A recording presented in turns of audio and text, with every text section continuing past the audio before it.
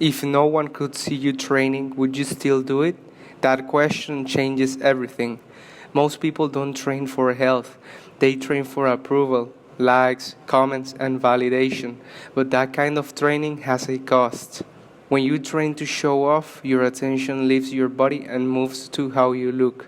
Form suffers, recovery suffers, consistency suffers.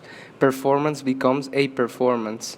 When you train for yourself, you listen, you respect pain, you adjust effort, and you train with honesty. Progress becomes sustainable. Applause fades, algorithms change, attention moves on. If validation is your fuel, your motivation will always be fragile. Confidence built in private doesn't need to be defended. You don't need to prove, you don't need to compare, you don't need to posture. You just move. Training for yourself is quiet, and that's why it's powerful. No audience, no pressure, no expectations. You learn to feel progress instead of display it. You measure success by consistency, not by reaction. Over time, ego loses its grip, movement becomes grounding, training becomes therapy. And that freedom is addictive. When you stop training to impress, training becomes honest. You no longer chase numbers to protect your image. You no longer force intensity to feel worthy. You stop comparing your chapter 1 to someone else's chapter 10.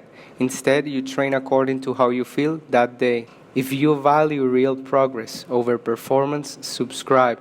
This channel is about substance, not image. Some days are strong, some days are slow, both count. That honesty keeps you consistent, and consistency builds a body you can trust. Not a body that looks good under perfect lighting, but a body that performs when life demands it.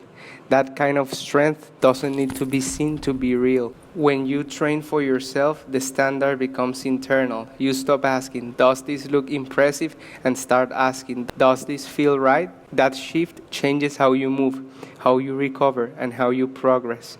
External applause is loud but short-lived. Internal standards are quiet but stable. When no one's watching, you still show up. When progress is slow, you still continue. That's real discipline. Training stops being a performance and becomes a practice. And practices done quietly, consistently shape who you become. Progress doesn't need witnesses. If you're moving better, feeling stronger, and staying consistent, it's working. No audience required. Train for yourself, not for approval, not for attention, just for truth. See you in the next one.